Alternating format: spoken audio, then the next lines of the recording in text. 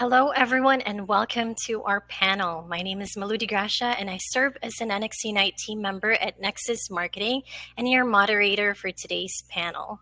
Today's panel topic is Tech for Good, Leveraging Innovation for Positive Impact. As usual, before I introduce today's panelists and we jump into this fascinating topic, I do have some quick logistics to cover. NXUnite by Nexus Marketing serves as a powerful community resource designed to foster connections and facilitate lasting relationships within the mission-driven sector. On NXUnite, you can find upcoming industry events, suggested influencers to follow, trusted solutions, and cost-driven podcasts. NXUnite also hosts webinars, demos, and of course, panels with experts such as these lovely folks with me here today. Today's hour-long panel will include time both for questions curated by my team and questions from you all, our fantastic audience. At any time during the panel, please feel free to submit your questions via the Questions tab, and we will spend the second half of the panel addressing as many as we possibly can. Now, if you're having any technical difficulties or have any logistics questions, my team member Anton will be in the chat under the Team NXUnite username, ready to assist you the best he can. I also wanted to share that this panel is being recorded. So for those of you watching live, the recording will be sent to your email after the session ends. People can also continue to access the recording after the panel. So if you have any friends in the industry you want to share the insights from this panel with, simply send them that same registration page and they will be able to access the recording. Finally, before I introduce today's panelists, I want to thank you all for attending this panel. We're very excited to be in touch with you, the mission-driven community. Thank you so much for taking the time to be with us today to learn from these outstanding experts who I will now finally introduce. All right, jumping into introductions, I'd like to first introduce Carly Euler, who is the marketing manager at Memory Fox, where she values the opportunity to elevate hundreds of nonprofits' missions. She has held positions at the Wiley Network, Breast Cancer Coalition, Code of Support Foundation, Kenya Lacrosse Association, and the BOMA Project, where she has specialized in marketing, special events, communications, and fundraising. Carly currently lives in Rochester, New York with her husband and her rescue dog, Sadie. So glad to have you on another panel, Carly. Hi, thank you for having me. Also with us is Carrie Wozniak, who is the CMO at OneCost. Carrie has more than 20 years of experience in marketing, brand strategy, advertising, and sales. She has played a key role in building and leading the company, driving overall growth strategies, sales leadership, event consulting, customer success, and marketing direction. Thanks for joining us, Carrie. Also with us today is Sam Fankuchen, who is the founder and CEO of Golden, the world's most award-winning volunteer management technology and #1 ranked volunteer apps. Golden supports 25,000 leading organizations across sectors and continents, including UNICEF, the state of California, and other luminaries. So great to have you, Sam. Wonderful to be here. Thanks for having me. Of course. And finally with us is Tim Loki, who is the founder and CEO of the Human Stack. He has been in nonprofits and tech for over 20 years, and over the last decade, he founded Now IT Matters and the Human Stack, dedicated to helping nonprofits succeed with their technology. In 2021, Tim developed and launched Digital Guidance, a methodology designed to move nonprofits from tech-resistant to tech-resilient and transform the nonprofit industry into a human-centered digital space. Thanks for joining us, Tim. Very glad to be here. Thanks for inviting me. All right, now it's finally time to hear from our panelists. And Tim, I'll have you start us off with the first question. How can innovative technologies empower nonprofits to achieve their missions more effectively? Okay, this might be a little controversial, but I don't think we should be trying to do that. We should not be trying to empower the nonprofits. We should be trying to empower the people inside of those nonprofits. And that probably just sounds like a little bit of a word change, but the difference is enormous. And this is one of the issues that happens with technology, is that we think about it in these large blocks of digital tools that we put into large organizations, instead of realizing these are small individuals that need to make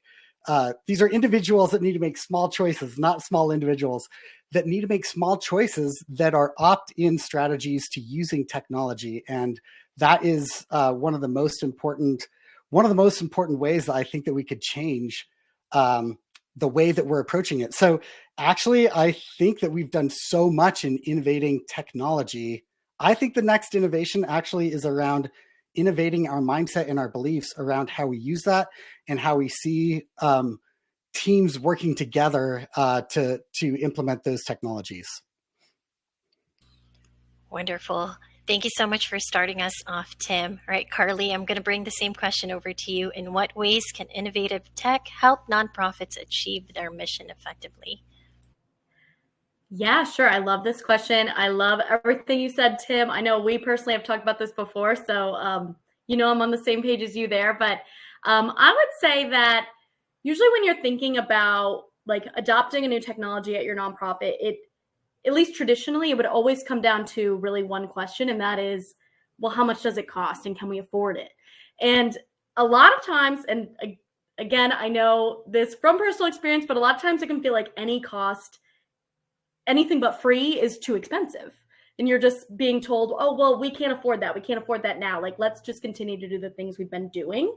But I really, again, love what Tim said, because I think what we as a technology companies that are now more focused on supporting the social sector can do is let the experts at those nonprofits continue to be the experts of what they do, which is perform their mission. They know how to do their programs. They know how to do their programs the best. You wouldn't bring me in to run your program, but I could bring you a technology solution that might help you run your program a little bit more effectively if you educate me in everything that you know about it. So I would just say it is sort of similar to kind of what Tim was saying, but really just letting the people that work at the nonprofits be the heroes and letting us help just continue to perform their mission in the way that they already know how.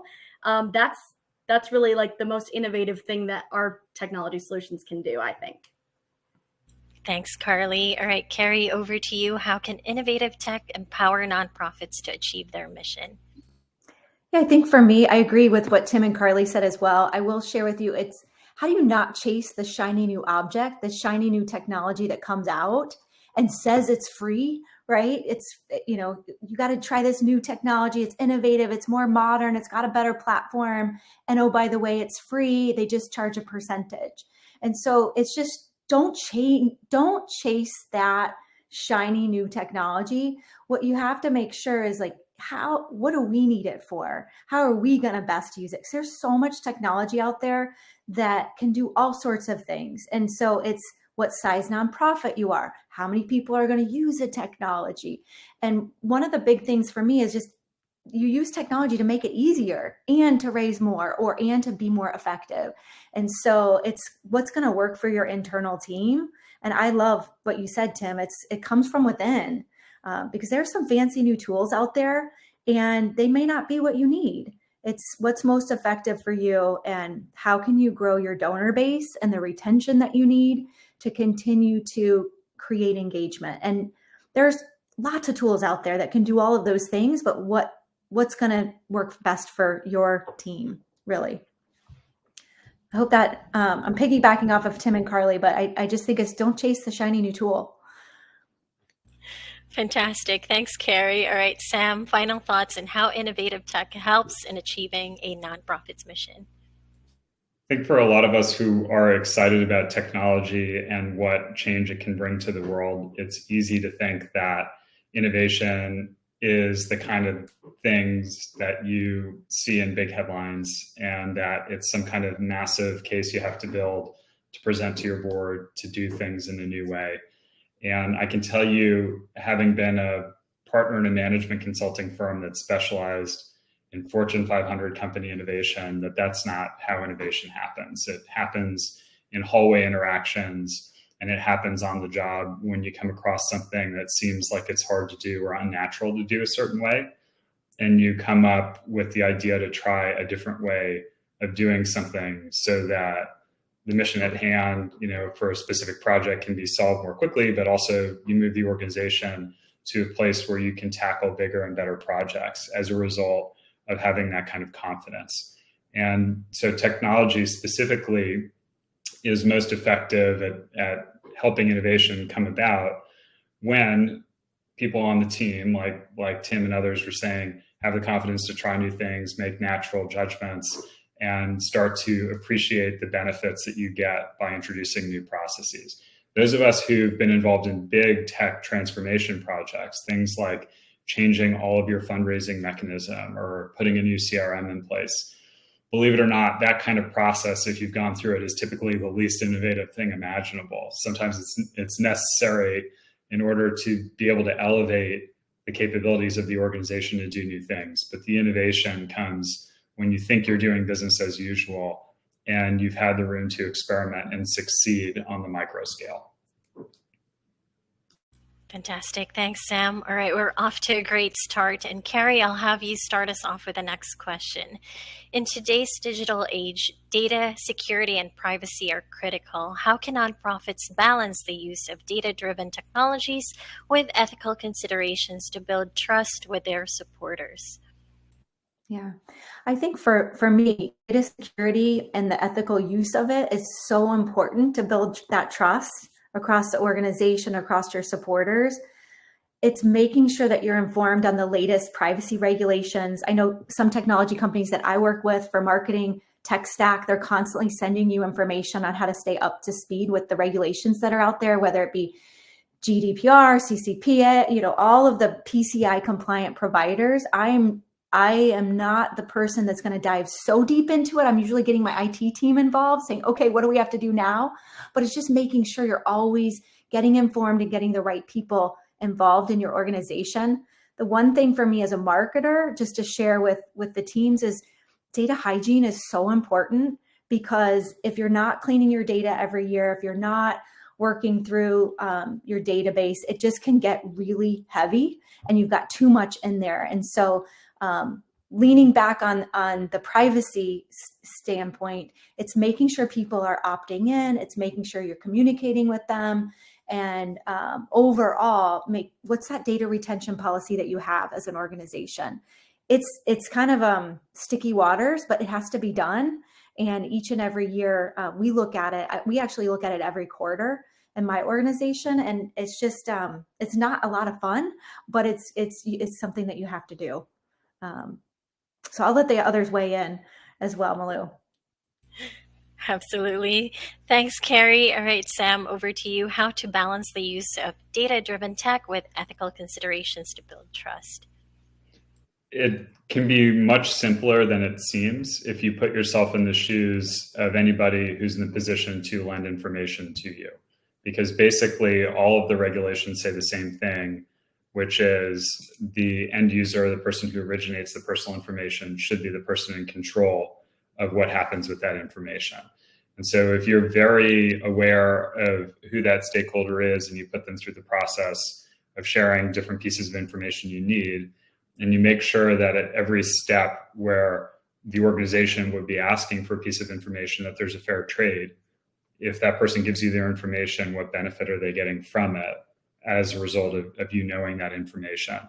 And as long as you continue to present that value, the end user will be more comfortable sharing the information with you. The other side of that coin is you need to be a good custodian of the information, meaning have good hygiene, as Carrie was saying. Make sure that if you have databases with sensitive information in it, that they're encrypted, that they follow basic security protocols, and many of these can be found on various government websites. But also, if you are providing technology to large-scale client, they're going to probably have a security process that you'll go through to verify these things. But the good news is, as complicated as the processes seem, there has been convergence around industry standards for doing this, and you just need to make sure that you have your own policies that are in line with those standards, because then you're just waiting for a point in time where you get audited or God forbid, there's some kind of leak or breach, but at least you have your back office in order. It's not so complicated. In fact, it shouldn't be the kind of thing that you worry about passing off to somebody on your team. It should be a shared responsibility where everybody understands that this is the world we live in. Just as you wouldn't leave sensitive information on a Post-it note on your desk, it shouldn't be stored anywhere digitally where those who don't have permission to access to find it should be able to find it. Thanks, Sam. All right, Tim, same question over to you. Any tips on how to balance the use of data-driven tech with ethical considerations? Listen to Sam, because that's like the best summary I've ever heard in my entire life. Like that, holy cow, Sam. That's just amazing. I'm still like stunned listening to it. Like, provide more value than you're getting and put yourself in their shoes, and you're borrowing data. So like, I got nothing to add on that. I just think that is brilliant. One, that doesn't mean I'll stop talking, of course. It just means thanks. It's very flattering of you. You can say the rest of the stuff for me for the rest of the call. The other thing I would say is that Mina Dawes, like, who you should be listening to people who are guiding your thinking in this. So this is an area that I think is underdeveloped as I think of for myself and as I think of this. So one of the areas I do feel strongly about is that people are probably the most likely point of breach for your organization, right? Is going to be someone who gets phished or uses a password that is the same password they use for everything in their life. And so I would say, again, thinking about the back-end staff and helping them feel both less afraid by informing them and helping them understand what could happen, I think is really important. And then when it comes to ethical use of data, 2 recommendations. One is the work that's going on in fundraising AI framework right now is really excellent work, not just in that framework, but in terms of thinking about data in general. So I would say, look at the fundraising AI framework as a guide on what that would look like. And because a lot of this is going to convert to AI in the future, the more you can start thinking about data and security through the lens of AI, probably the better. So that's one.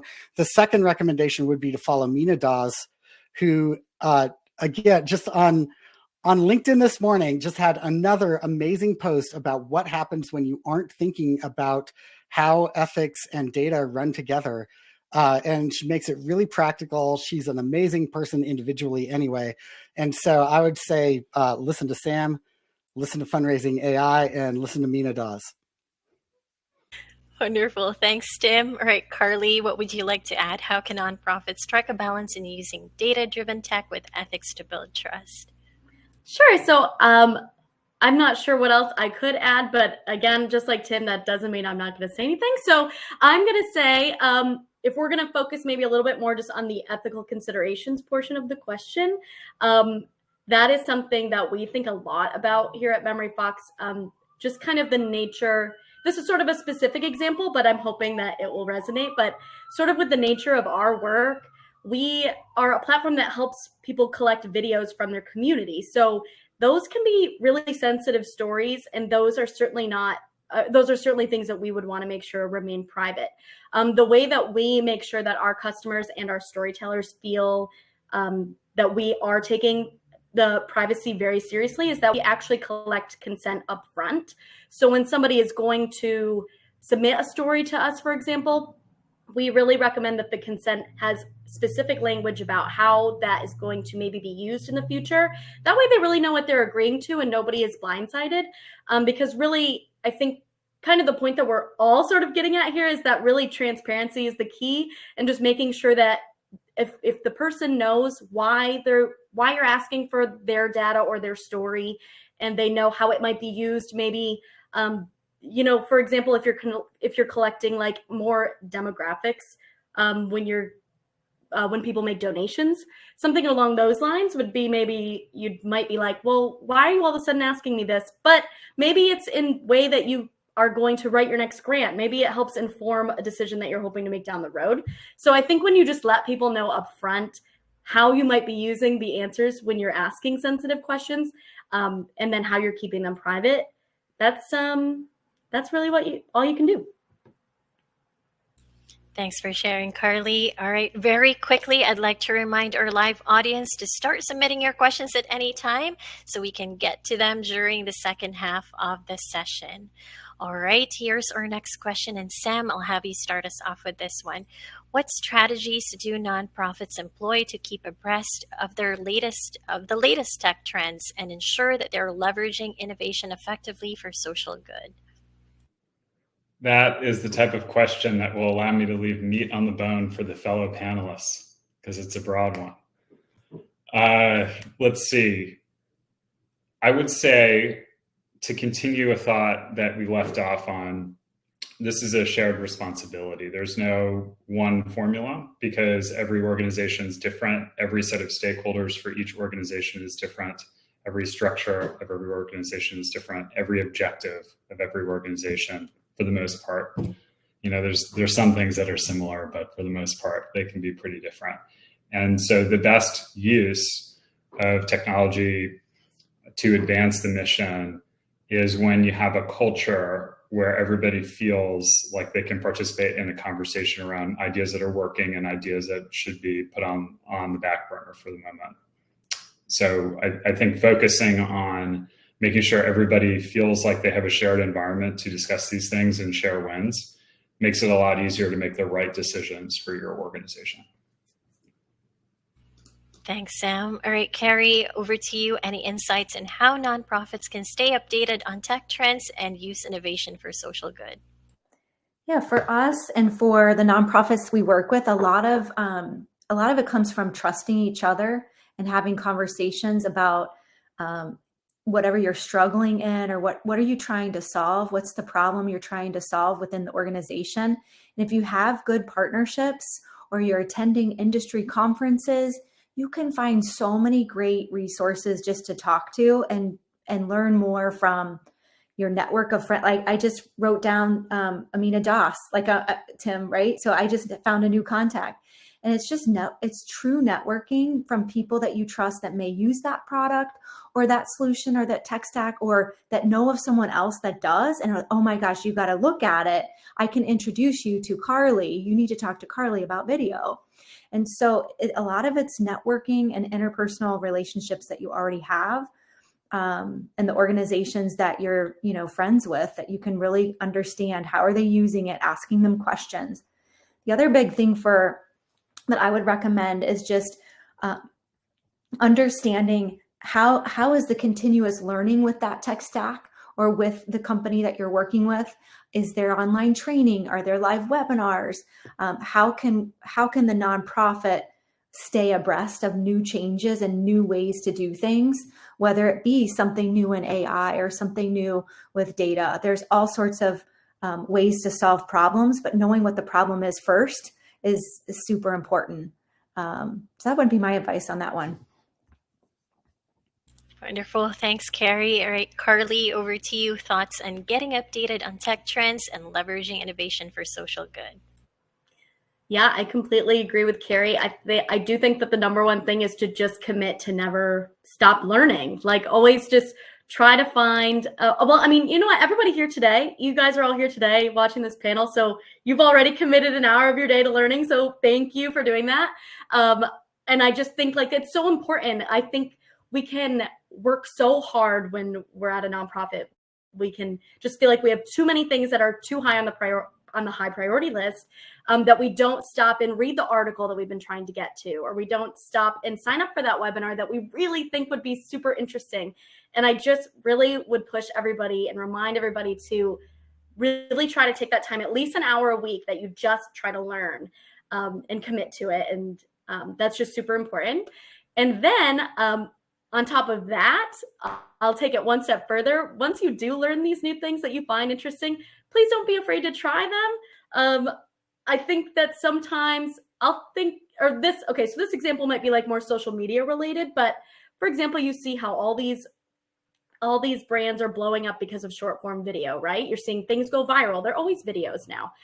They're very rarely going to be a photo or an infographic. It's going to be a video, but maybe you are nervous about trying video. And I just would say, well, what are you scared of? I mean, what is the failure? What does failure look like to you? Because I think even if your video only gets one view, you tried it, and what's wrong with that? That's what everybody else is doing, so let's hop on board. I guess so. Just once you are learning things, don't be afraid to try them as well, because really, especially in the social media world, a failure really is never a failure. It's just a learning experience, and try something new next time. Absolutely. Thanks, Carly. All right, Tim, we want to hear from you as well. Final thoughts on how nonprofits can stay updated on tech trends. Yeah, I want to talk about the way that they are currently doing it and offer an alternative. So I think that there are one of the ways that tech trends are introduced to nonprofits is that their CEO goes to a retreat, meets someone that works at a tech company, comes back, and then makes everybody go do this weird tech thing because they met the person that started the tech and it was really inspiring. That I don't think is really working that great, honestly. So what I would say, though, is that we are mostly held back in our ability to make advancements in technology, not by the technology, not by budget, not by time, but by our mindset, our limiting beliefs. And so if an organization really wants to start making advancements, they should start rewarding people who think that way and are bringing new things to them. Now, that doesn't mean doing everything they say we should try. That means paying attention to them and rewarding and taking seriously what they're saying, and just making more incentives for people not compensation, but just being interested. Hey, that's wild. How have you seen that? Can you try that with us? I think a lot of this is in marketing right now. That's where there is a lot of innovation happening. And the last thing I'll say is, if you are not looking at AI right now, you're already behind. I'm not saying that to scare you. I'm saying that to try and decompress the surface tension on AI, because AI is rapidly upending the market by making marginally productive people in organizations highly productive, and it's leapfrogging people in a way that we haven't seen before. And I said this is going to be the last thing. So the very last thing, I promise, is go to TikTok. I'm embarrassed to admit this, but I learned so much from just watching stuff on TikTok that I would never know about. And it's these dumb, the dumb little hooks do catch me, 14 AI things you should know about. I can't. So you mean the algorithms work? Yes, they totally work. Yeah, we're not that hard. We are so simple. So I would say go. And what I think what's so interesting about that is that you're mostly not learning from these technologists. You're mostly learning from everyday people that decided to go and put it on TikTok. And so the language is a lot more normalized. It's not just all tech bro. And they're saying, this is how I used it and it helped me. So that's my leanings. Thank you so much for sharing, Tim. All right, Carly, here's our next question. How do nonprofits navigate the challenges of implementing new tech, and what mistakes have you seen nonprofits make? Okay, so I know we have touched on this already a little bit, but I would say the number one mistake that we see, or that I have been a part of, is just not getting your team on board when you're adopting something new, technology related. I definitely have been on teams that have purchased a new technology before and they've trained one person. And it's usually the youngest person, because apparently being young just means you know technology better, which it's not always true. So usually maybe that's a younger person. They've got this job fresh out of college, and now they're trying to get another job, and they move on. And then everybody else at the company is clueless. Well, what is this charge that we're seeing on our credit card every month? And who knows how to use this, and who knows the login, and even how any of it works. I know I've personally experienced that. We actually see that a lot at Memory Fox as well, when people just not doing like a proper transition. But honestly, that can be avoided with, I believe it was Sam, or maybe it was Tim that brought this up earlier, but when you get your whole team on board to begin with, and really teach them from the bottom up of all of the ways that the technology is going to help all of the departments at your nonprofit, that's really how you're going to get the nonprofit to really, I guess, what was the question? Oh, just implement the new tech in the most innovative way. And I will just also say that, so that sort of, it's a little different, but it sort of reminds me of, we usually like to recommend to our customers, like, why don't you try to build a culture of storytelling at your organization? That way, when it does come to a chance where you want those experiences from your events or from your volunteer gatherings, people are already used to telling their stories, and therefore they'll be more comfortable doing so. And it really is the same idea, right? Once you build a culture of something happening again and again, that's really how you're going to get above the possible downfalls of tech adoption. Thanks, Carly. All right, Tim, any advice in navigating the challenges of implementing new tech, and what mistakes have you seen nonprofits make? Oh yeah, I started an entire company because of this exact issue. So this is the thing that I think about all day, every day, and you're probably going to have to cut me off and just hit mute for me, because I'll probably just go on and on. Okay, here's how I explain it to my mom. You've got like, say that large tech companies are a car manufacturer, and consultants, like I used to run a consulting firm.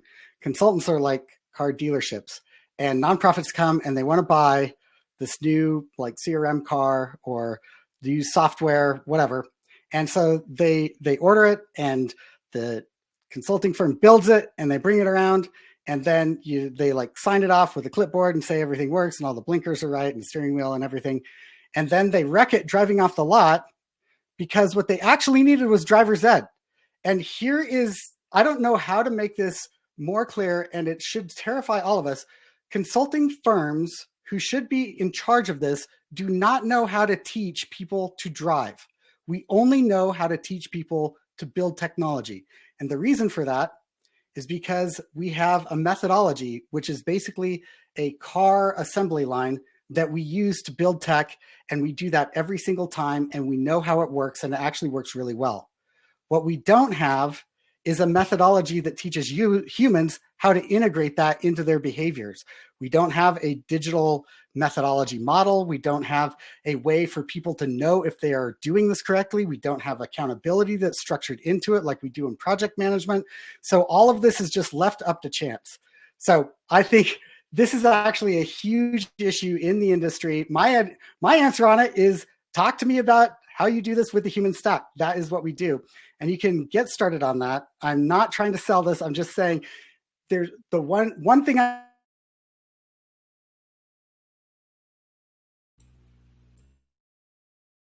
Oh, You muted Tim, yourself. you're muted. You did go on mute. And you were going to say, did I do the that, one or were thing... you like, okay, that's I enough? don't know who did that. No, go Okay, ahead, all right, Tim. no. I think I hit the space bar or something. No, what I can offer is a quiz that helps look at 6 digital health vitals, 3 of which are human stack, and 3 of which are tech stack. And the human stack vitals are the missing piece on a lot of this. Digital strategy, system sustainability, and accountability. And I don't mean accountability like you didn't do it right. I mean accountability that, first of all, doesn't ignore what people are doing in their tech. And second of all, is saying, hey, we're recognizing that people are doing the right things, and this is what we want to do in our organization. Okay, I'm going to stop there because I could go on for a year. Thank you so much, Tim. That was wonderful. Yes, Sam, anything you want to add?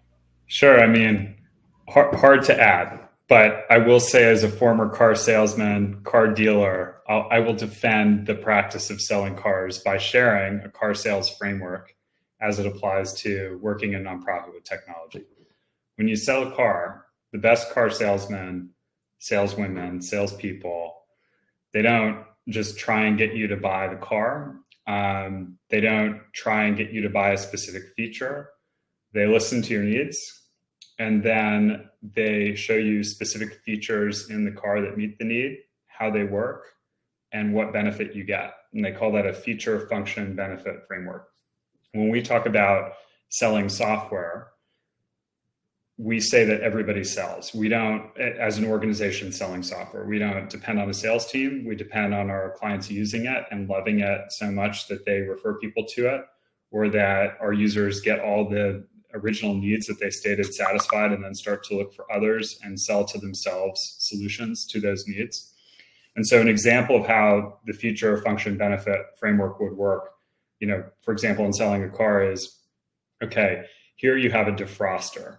If you press this button for the defroster, it will make sure that you can see out of your windshield when it's cold outside. And the benefit is you can actually drive safely and you don't have to be constantly wiping your windshield to have a clear view.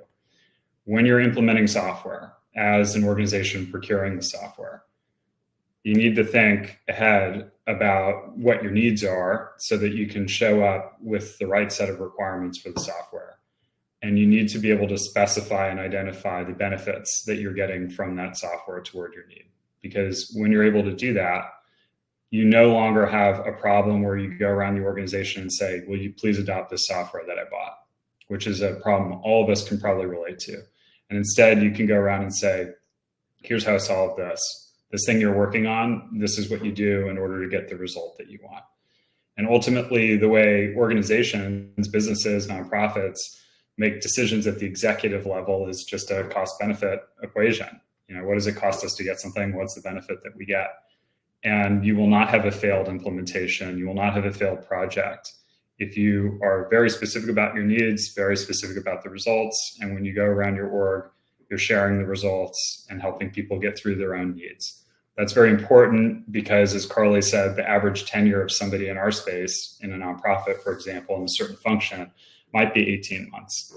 And the average implementation timeline for heavyweight software could be anywhere approaching that amount of months. Could be 6 months on paper. In reality, be more than 12 months. And so the person who bought it's probably not the person standing by it in the future. And the only prayer that you have for success is when the organization itself is appreciating the benefits they're getting from the investment. Wonderful. Thanks, Sam. All right, Carrie, what would you like to add and how to navigate challenges of implementing new tech and mistakes to avoid? Sure. I'll just round out. I don't have a lot to add, but I did work in the automotive industry too, Tim.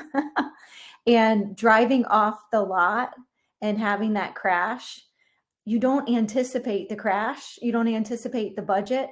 You don't anticipate what it's going to cost to fix or maintain. And so for me, it's just making sure that you're making the right decisions, because when you crash, the costs are high and you just had no idea. I've implemented tech stack before without buy-in, and it didn't go well. And there was a lot of extra work. There was a lot of extra people involved. And, we went back to the old tech stack because I said, forget it. It was like 60 days in or 90 days in. And it was just so frustrating. And so it's what are the implications if you don't have everyone on board? Because it's not worth the time and effort if you don't have that buy-in up front or want to create adoption. So agree with what everyone said, but when you crash the car, knowing what's going to happen next, what do you do? I've just got to say, too, before we move on, I love Sam. That is so interesting. And Carrie, that's so true about that. I think, though, that there are two versions of the nonprofit world. And I feel like we live in a nonprofit world that doesn't know how to drive. And so they don't know how to drive. They go get a new car and then they can't drive the next one. That's a different world than they know how to drive and then they're looking at the next car. And that's the thing we should start evaluating. Do you know how to drive? And if you do, then this is the right car. If you don't, then learn to drive in the one you're in. Does that make sense? It's not an easy pursuit going around the office teaching people how to drive. Yeah, somebody should start a business doing that. All right, thanks everyone. This is the last of my questions before opening it up to our wonderful audience. So again, reminding our audience to submit your questions at any time, and we will address the topics that are relevant to you and your team during the second half. All right, but before I open that door, I want to sneak in my next question. And Sam, I'm going to have you start us off with this one. Any advice for how to handle pushback from stakeholders when exploring or implementing new technology? Sure. A good place to start is to listen and to document what that feedback is so that as a team, everybody can work through whatever hurdles there are, or consider insights that maybe you weren't considering. I mean, there's such a thing as an individual going on a crusade to do something they think's in everyone's best interest, but completely overlooking a fundamental insight. So at least if everyone's on the same page, you can agree that the mission is worth pursuing. And in case there isn't another opportunity to do it for the other speakers, I would welcome them to say how their entities can help people solve challenges like this. In the case of Golden, the way that we would commonly help people do that, solve some kind of challenge and overcome objections, is we provide very user-friendly software for managing volunteer and donor engagement processes, but typically volunteer processes.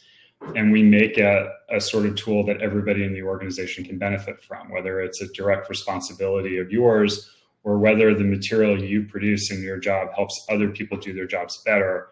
We can originate that data faster, more securely, get it in the systems of record immediately, and therefore allow the kinds of users who are directly engaging with our software to be the best team members possible to their colleagues. And our call to action would be if you have any needs that we can help address, please feel free to email us at support@goldenvolunteer.com. Thanks, Sam. All right, Carly, over to you. Thoughts on how to best handle pushback when exploring or implementing new technology? Yeah, I love what Sam said. I would say I agree that the first thing you really need to do is just get to the bottom of what exactly is the pushback, and then you figure out how to address it. So I think I mentioned this earlier, but commonly the number one pushback will just be a financial reason. It'll just be, we don't have the money right now. So it can be really important to sometimes, if it's something like our product, for example, we have a product that helps across all departments. So we would recommend to our people who are experiencing pushback, hey, how do you think this could be broken up in between each department? We're going to help your program participants. We're going to help your your marketing department. We're going to help your fundraising department. We're going to help your leadership team. Like, these are all, so we're going to help all of them. So why don't you ask them all for their little bit of money to pay for this overall? So that would be one way you could go about the budgeting question. If their question is, they're worried about the privacy aspect, we did already speak about the privacy stuff today. Maybe they're also just worried about the new workflow in general and how that might work into the everyday life that we already have. And with that, and we are big advocates of this here at Memory Fox, we are like, hey, everybody come to the demo. We want to show you all, let's all get all the questions right out front while we are all here, so you can talk about how you see it working at your organization. And, we can just help you find the best solution for that. So if you get everybody on that demo call, you kind of remove that middleman that has to feel all the pressure of being like, oh, I don't want to ask for this, or, oh, this is really stressful that I have to come up with this answer myself. Well, you don't have to. I mean, maybe if your stakeholders can commit to sitting on the demo or just learning about it in general, they'll be able to see firsthand how it works. And then even just one step further than that, even if they're still nervous, I would recommend that, and Sam, you mentioned this earlier, your customers are your best advocates. So show them some social proof. Who do you have that works with your company right now that is a like-minded nonprofit that has a use case similar to how they plan to use it? And how can they, because they can see themselves within that company. And actually, Carrie, at my last job, we used OneCause. I remember that somebody did that for me. They said, hey, here's a nonprofit that's like yours, that this is how they used it for their gala, OneCause for your gala. And I was like, oh, I'm going to do that. That's what I want to do. So that totally made sense to me. And I definitely just think like seeing a real life example, especially bringing it directly to the stakeholders, is the number one way you're going to handle that pushback. Thank you so much, Carly. All right, Carrie, you're up next. Any advice in handling pushback when exploring or implementing new tech?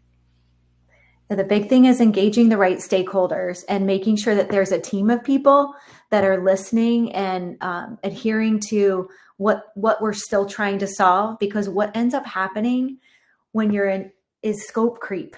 So you get so excited about something new that you're going to do and the problem you're trying to solve, but then you see all these other things you might be able to accomplish. And so different team members like, oh, we should do this, or, oh, what about that? And come back to the team, like the committee or the stakeholder team that's working on it, and really sussing out what needs to happen in any given quarter, in any given month, because it can grow legs, because everyone either gets excited or they get off board, and you got to bring them on board. So that team of stakeholders, so it's not just management, it's the team that's going to be using that technology that needs to be committed and engaged. So that's what I would add, is just that stakeholders and avoiding scope creep. Wonderful. Thanks, Carrie. All right, Tim, you're up next. Any tips in handling pushback? Oh, When my daughter was 5 years old, she went on a trip with her grandmother and everything went wrong. Like wrong flights, wrong planes, no luggage, and my daughter held it together all day long because she was promised chocolate ice cream by her grandmother. And when they got to the front of the line and they ordered chocolate ice cream, the guy said, "We're out of chocolate." And my daughter just collapsed on the floor in a heap of tears. I was a much more judgmental parent back then. And if I had been 3 people back in line and I saw this little girl fall to the ground because she didn't get her way, about the chocolate ice cream, I would have been really judgmental because I wouldn't have had the framework of empathy to understand why are they doing this. I think we have this tendency to think people are ultra rational, and they aren't. That stakeholder, who knows? Why are they pushing back? Like that, there's an idea, and Sam, I know, knows about this really well, called change saturation. You can hit levels of change saturation for people where the disruption is more than their capacity to handle it. That's what happened with my daughter with chocolate ice cream. And it was the last straw on what she could handle. And I feel like we live in a world where there is disruption around us all the time. And it may have nothing to do with technology, but that is still taking up capacity for people to change. And so I think one of the most important things is to start looking at why empathetically, why is this person saying that? Have we introduced so much change that they just can't handle it right now?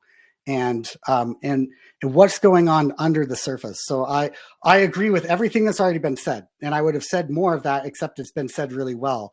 The other piece I would put on there is it might not even be a rational reason. It might be because they just can't handle one more thing. And if that's the case, then take that into consideration and start looking at how you're handling change saturation and minimizing disruption. The other thing I'll say is that you can either decrease disruption or increase capacity for change. And the way that you increase capacity for change is not by giving people time, it's by creating energy in what you're doing. And Carrie said a couple of things that will really increase that kind of energy, but I think that that's also really important. It's not just a time thing, it's an energy thing. Wonderful. Thanks, Tim. All right, we're officially opening our Q&A portion, and we'll start off with a question here from Lauren. There are nonprofits that embrace innovation, and there are those that move forward at a glacial pace or none at all. What tips do you have for building a culture of innovation at a nonprofit? Carrie, I'll have you start us off with that. Malu, can you repeat the back half of that question?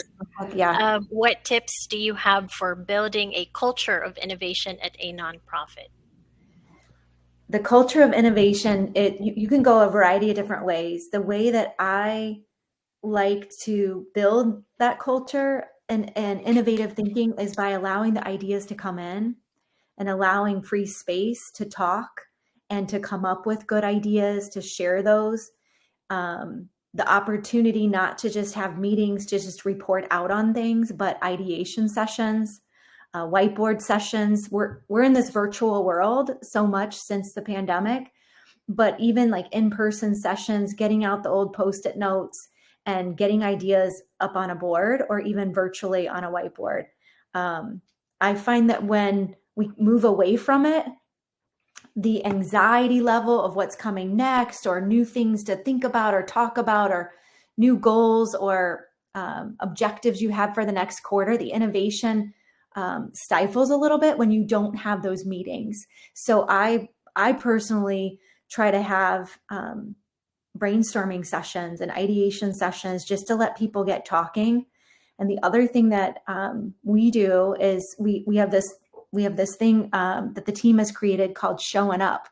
And this Showing Up call happens every other week. And whoever wants to join, joins. And someone else leads the Showing Up call. It's kind of this Brene Brown-esque call. And in that Showing Up call, you have fun. You have different topics. You talk about work, but you also talk about personal things that are important to you. We did a Would You Ever on one of the last Showing Up calls. There's just learning about each other. Then when other ideas are built in, coming from your teammates, you're like, oh yeah, I can get on board with that, because you're getting to know the person and you're trusting the relationship. And then the energy and the passion starts to come through, and then it keeps building. So, in a roundabout answer, it's getting people talking and communicating to each other. I love that. Thanks, Carrie. All right, I'm going to open this question to the rest of the panelists. What tips do you have for building a culture of innovation? Yes, Tim or Sam? I was going to say that largely, like Carrie was saying, adopt a philosophy that complaining is a sign of hope. So if people aren't complaining, it's not because everything's working well, it's because they've given up on it being effective. So reward complaint, like say whining doesn't help us at all. Do not whine. Like that's what you do around the water thing. Where's the water thing? I can't remember what it's called. Cooler. Anyway, y'all know what I mean. The water cooler. Thank you. I almost said water trough, and I'm like, that's so Montana. I'm pretty sure that's not right. Right, exactly. Yeah. Anyway. So complaining is a sign of hope. And then the second thing is never, ever, ever, ever, ever fix anything that wasn't requested. Technologists, we need to stop doing this. If someone hasn't asked for it, don't fix it. And if you know it's broken, don't fix it till they ask for it, so that you teach people, look, we can't fix what we don't know, because there's a partnership between your technologists and the rest of your users. And you want to create that kind of a partnership. If you let us know, we can do something. If you don't, we're not just going to guess. We don't know what's wrong. You have to let us know. So I would say that that's really important as well. Thanks, Tim. Anyone else? Yes, Sam? So Lauren, this is a very honest question. And I think we owe it to share maybe an honest answer. So I'll give you my most honest answer to this question, which is maybe think to yourself about the leader of the organization you're in. And every organization has a different leader. Maybe it's a CEO, maybe it's an ED, but somebody who's been, given the position of being the leader of the org. And regardless of that person's leadership style, they should have clarity about what the organization is trying to solve, and they should have integrity in the organization solving whatever that challenge is. If you don't have that sense, then it would be worth, if you have a strong enough personal relationship or you just feel like it, to send that person an email and ask where you can go to learn about their view for the organization. If they have a good view of the organization, then there is definitely hope for a culture of innovation, whether or not it exists. If they can't clearly express what the organization is there to do, there's zero hope and you should leave. If they do have clarity, then you should think about what the values of the organization are, and the organization should have enough of a sense of trust among the people in the organization to define a set of values that everybody really believes in. And if you have that abstract idea of what the team is trying to do that people actually believe in, not values that were on a wall, not one that's on board from 20 years ago installed that don't hold water today, but true values, a true sense of what the mission of the organization is. Because if the team goals are above a technology roadmap, a customer, client, partner demand, a grant maker demand, then you can have a culture where people can originate those ideas and those ideas will see the light of day. If you have a culture where there's a space for ideas and the ideas live in that space, then you're not in a place with an innovative culture. And the gruesome reality of the nonprofit sector in the US and elsewhere is there's a lot more redundancy of organizations and missions than there are effective teams working on specific outcomes. And if what you care about is being in an organization where you have a platform to advance something, then you need to make the hard decision about whether you think the odds of that thing happening are highest for you in that organization or somewhere else. That's my honest answer. Thanks, Sam. All right. Unbelievably, the hour is going by so quickly. So we're going to have to wrap up this portion of the panel so we can stick to our schedule. If you have more questions for our panelists, please complete the survey that will be dropped in the chat so we can make sure to connect you with them after the session.